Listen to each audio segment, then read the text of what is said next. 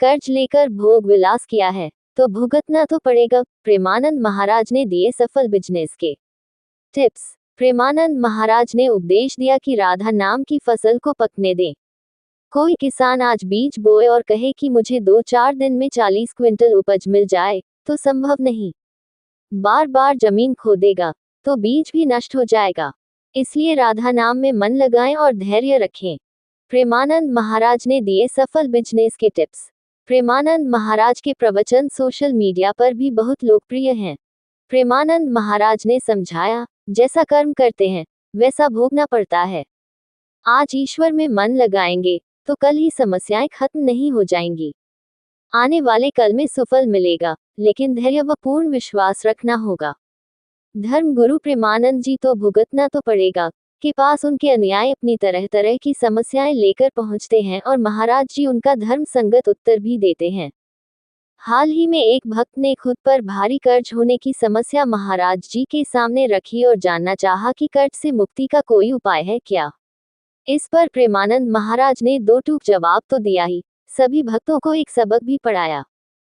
भक्त ने जब कहा कि कर्ज बहुत हो गया है तो प्रेमानंद महाराज ने कहा कि इस विषय में हमारा सामर्थ्य नहीं है कि आपका बिजनेस कैसे चले या आपका कर्ज कैसे मिटे।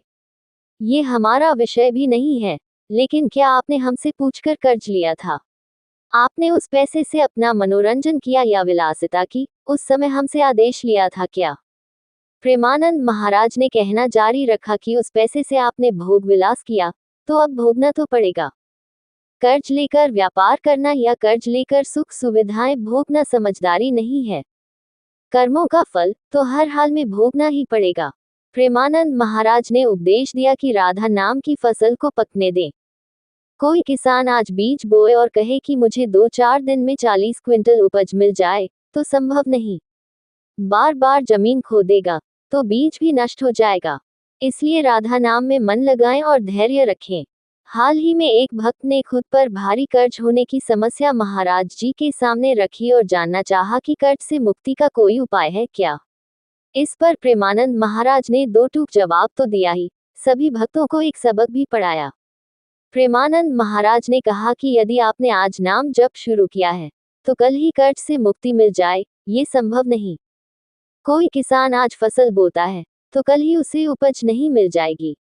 उसे 6 माह तक अथक परिश्रम करना होगा।